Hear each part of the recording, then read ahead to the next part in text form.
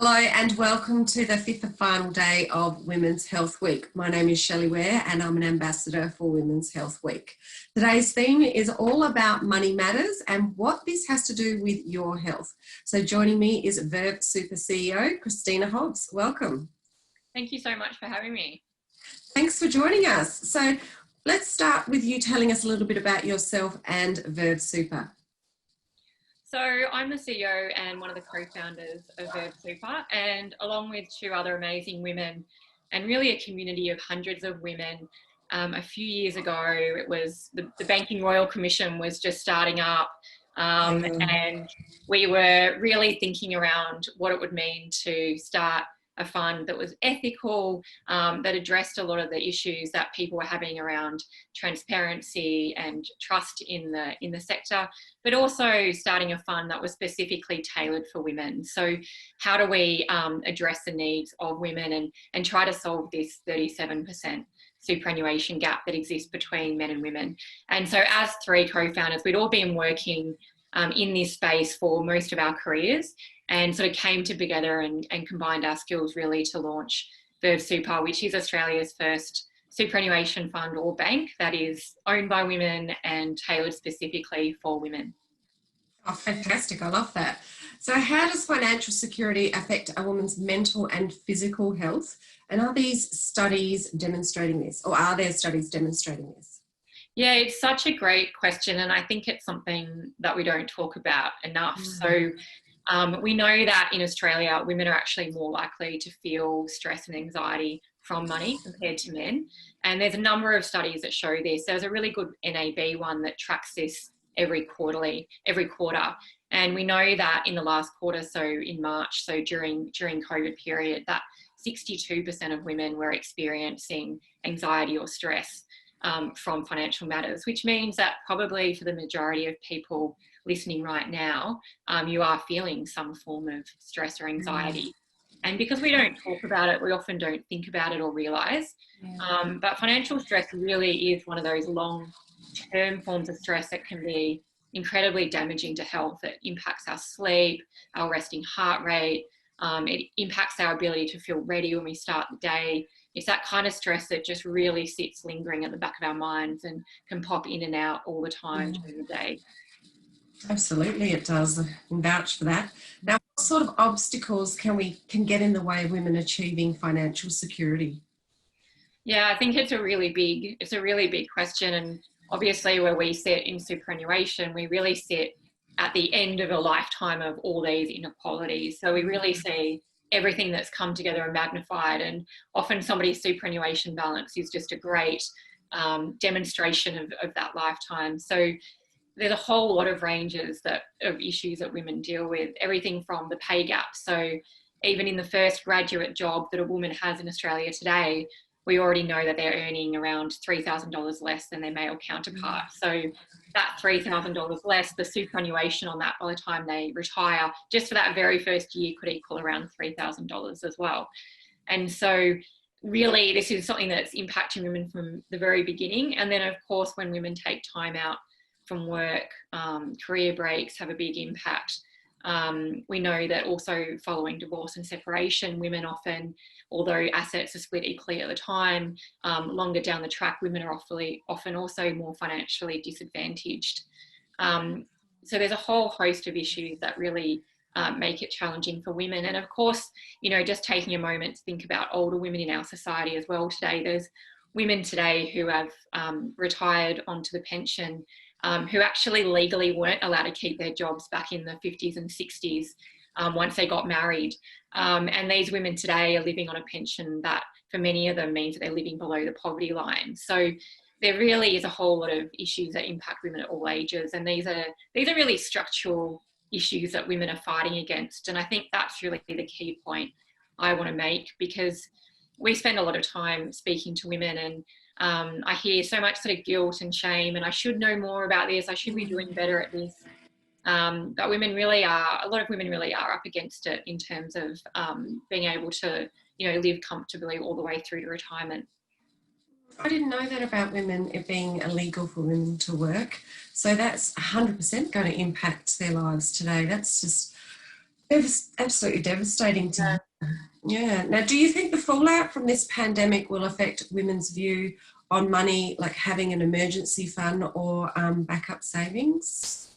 Yeah, that's a good question. And I think everyone probably listening right now will sort of reflect a bit on how this pandemic has impacted them financially. So for some people, it would have been quite catastrophic, particularly a lot of the business owners, small business owners, will really understand that this has really impacted how they've looked at money. But I think for all of us, it's made us reflect a little bit about how we need to think about managing these situations in the future. So I think particularly savings buffers and safety buffers, which is something that we talk a lot through our financial coaching, are really important.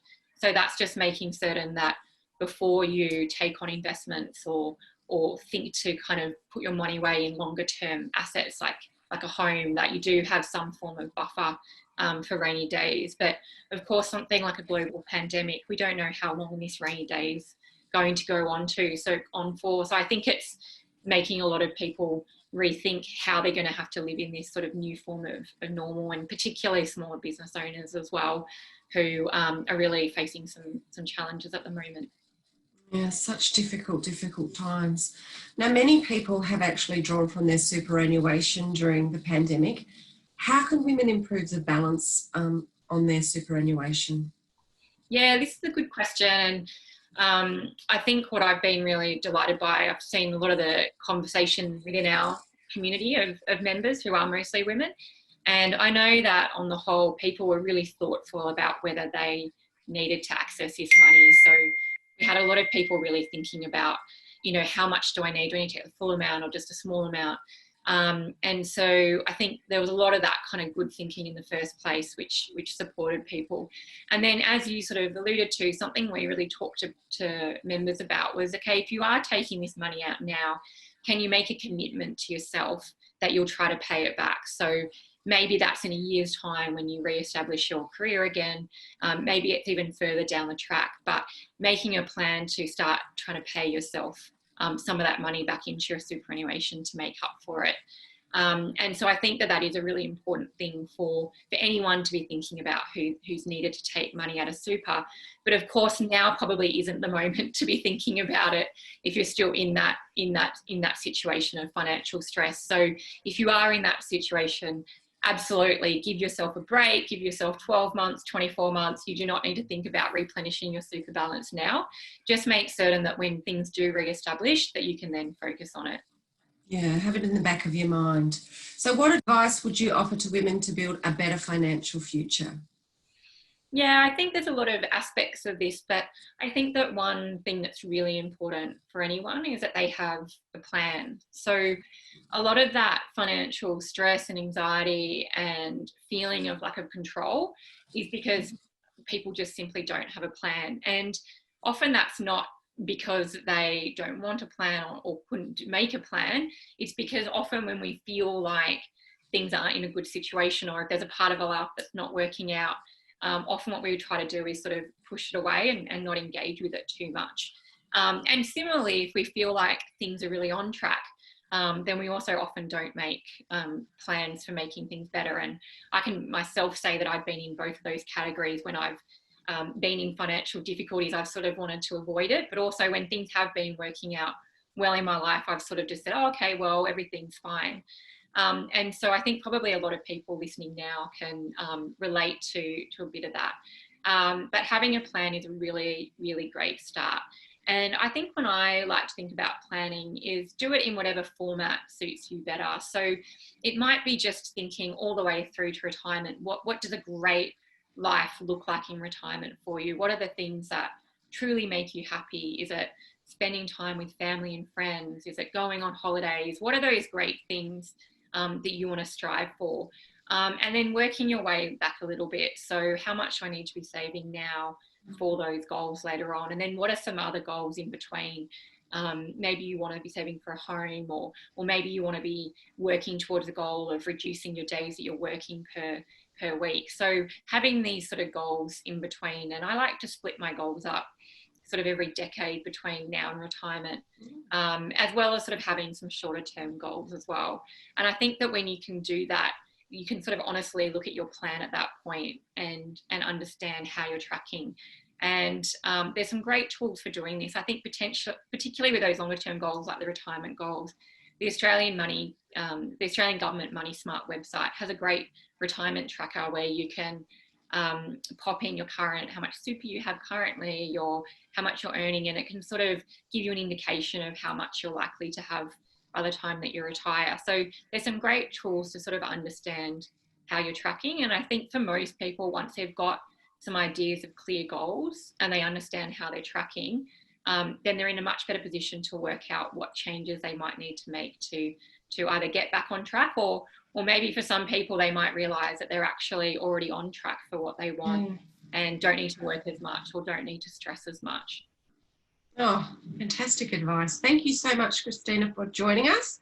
It was so great to have your wealth of knowledge that you're sharing with everyone, some fantastic tips in there and making people feel a bit more comfortable about the financial situation they're in with some great advice. So thank you. And thank you to all the viewers for joining us for the final day of Women's Health Week. But we can all get together again on Saturday, September the 26th for the Women's Health Week Comedy Gala. So make sure that you purchase your tickets online, and the link is there on the next slide. So thank you, everyone, and take care. And thank you again, Christina. Thank you. It's been a pleasure. Take care.